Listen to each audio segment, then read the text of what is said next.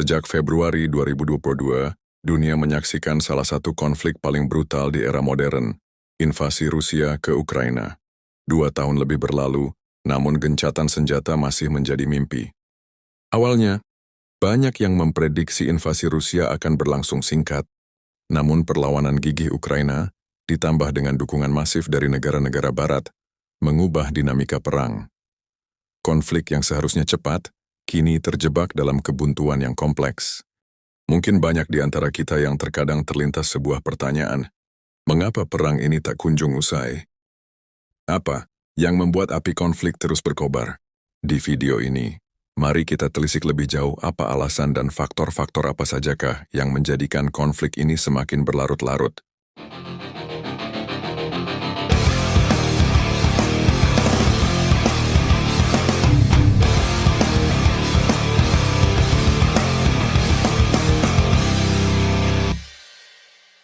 Perang antara Rusia dan Ukraina yang pecah pada Februari 2022 hingga saat ini belum menunjukkan tanda-tanda akan berakhir karena beberapa faktor kompleks.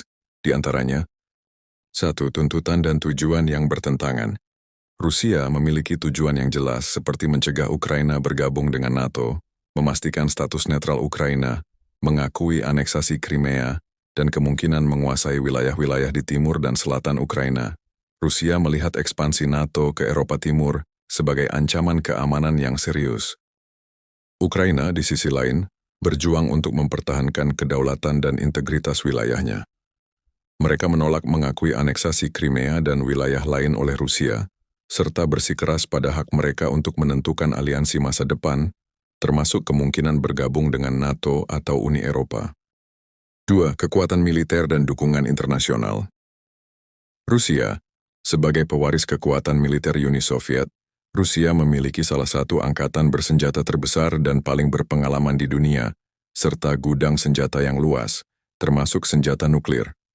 Kemampuan produksi industri pertahanan domestik juga menjadi keunggulan Rusia. Ukraina.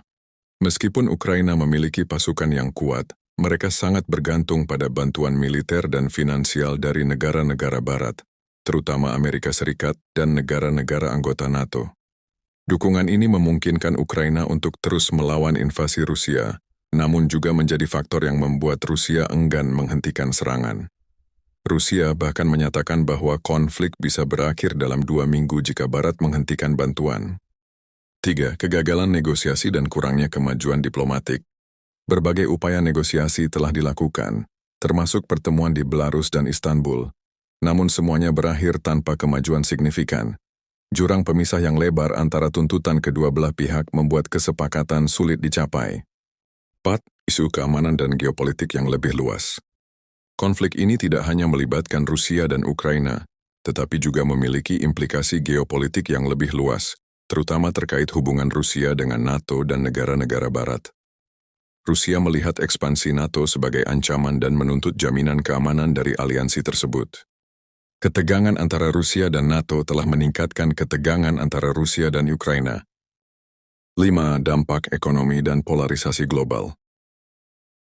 Perang ini memiliki dampak signifikan pada ekonomi global, menyebabkan kenaikan harga energi dan gangguan rantai pasokan. Hal ini juga memperburuk polarisasi antara blok Barat dan negara-negara yang memiliki hubungan dengan Rusia. Secara keseluruhan, perang ini berlarut-larut karena adanya kepentingan yang sangat kontras dari kedua belah pihak, kekuatan militer yang seimbang dengan dukungan eksternal, dan kegagalan upaya diplomatik untuk menemukan titik temu yang dapat diterima oleh semua pihak. Selama tuntutan dasar kedua belah pihak masih bertolak belakang, selama aliran senjata terus membanjiri medan perang, dan selama kepentingan geopolitik mendominasi agenda, perdamaian akan tetap menjadi tujuan yang sulit dicapai. Masa depan Ukraina dan stabilitas Eropa masih diselimuti ketidakpastian.